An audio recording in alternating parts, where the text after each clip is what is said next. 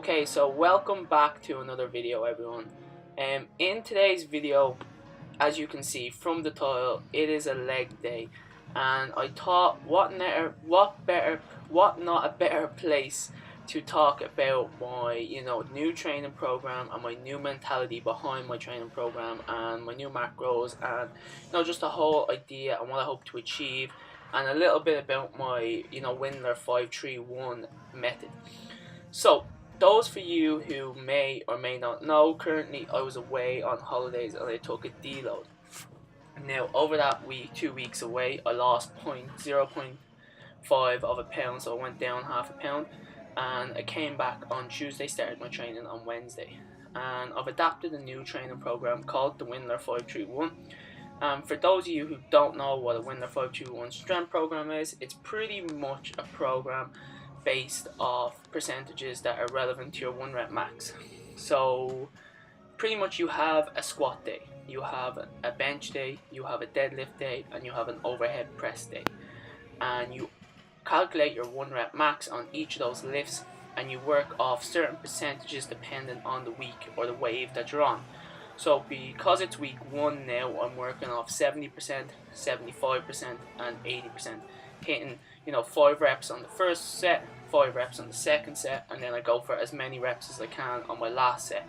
And as week 2 progresses, you will increase the percentages and decrease the reps a little bit. The whole idea behind it is you're hoping to kind of hit 95% for more than 2 to 3 reps, which will then therefore increase your 1 rep max. And obviously with your 1 rep max increasing, your strength increases, muscle growth increases, all that goes with that. So I will link a good website and a good article for you guys to read if you want on the Wendler 531 method. It just goes in a little bit more in depth, because I could talk about it all day, but I have a few things I want to talk about too. So I will link that in the description box below in this YouTube video, so be sure to go check that out. And if you're enjoying the video and enjoying the training footage today, and like the style I'm doing this video in, make sure you give the video a like. It just gives me an idea on what to put out next, and will I keep this style. So yeah, make sure you like the video if you like the damn video. So next, everyone, so my mentality and my goals towards the next coming weeks. How long am I going to train doing this method? And I hope to kind of train for 16 to 20 weeks following this method, if all goes good.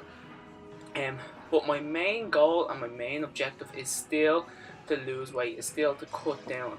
The whole reason why I've combined a strength program with hypertrophy training, because I will be doing accessory work, which is more hypertrophy and more bodybuilding.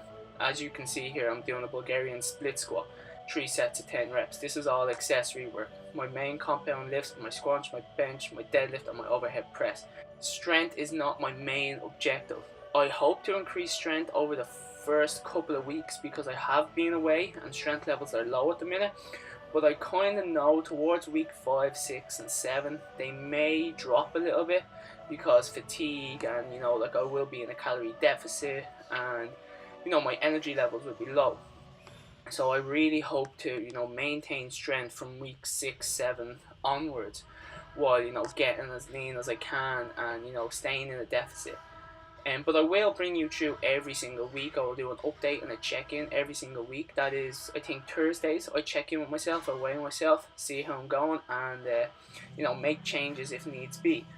And if I hit PRs, you will be the first to know, and definitely I'll record them and put them up for you to see. And I will just take it week by week and let you know how I'm feeling. But my whole mentality, why am I doing this, Ryan? Why are you strength training when you're trying to become a bodybuilder almost? Because I want to go kind of against the grain and see if it is possible to build muscle while in a deficit. Now, some studies have shown it actually is possible. People have increased muscle mass while in a calorie deficit, and there's a lot of protocols I hope to follow this cut. And for example, I'm keeping my deficit relatively low. So right now my maintenance is around 3,200, and I'm all cutting now on 3,000 calories. Now that's along with 15 to 20 minutes of cardio per day. Now my cardio is just a light walk in the mornings, just to get me up. I listen to a podcast and just get my day started right. Nothing too major as of yet, but like I said, when anything changes, you will be the first to know. And the typical protocols you'd follow when doing a strength program would be no cardio. Move as little as you can, rest more, eat more. Necessarily, these are all things I'm not going to be following, so you have to keep them in mind that if strength levels do go down slightly, that is the reason why. And for those of you who may or may not know and think, oh, he's doing it completely wrong, like, I know I'm going against the grain this way, and I know how to eat and rest and all that kind of stuff when it comes to training strength, but I want to see if I can build strength in a deficit. That is one thing that I would love to be able to say I can do. But there is a lot of protocols I will be following, and the biggest one, and I can't stress enough about this, is I'm going to be improving my sleep, my overall sleep, my quality of sleep, and the amount of sleep. So I'm going to be I aim between 7 to 8 hours of sleep per night, and I'm also going to be aiming to get an hour and a half of a nap per day, an hour if I can, half an hour even. Anything on top of that 7 to 9 hours is better, because you've got to remember the only time our body grows is when we sleep. For those of you who may listen to Danny Lennon's podcast Sigma Nutrition, he had a guy there on called Dan Perdy who said a great quote, and it goes against all these quotes that are like rise and grind, and as you're sleeping your opponent's out there working, and it's just sleep in and win, because our body only grows when we sleep.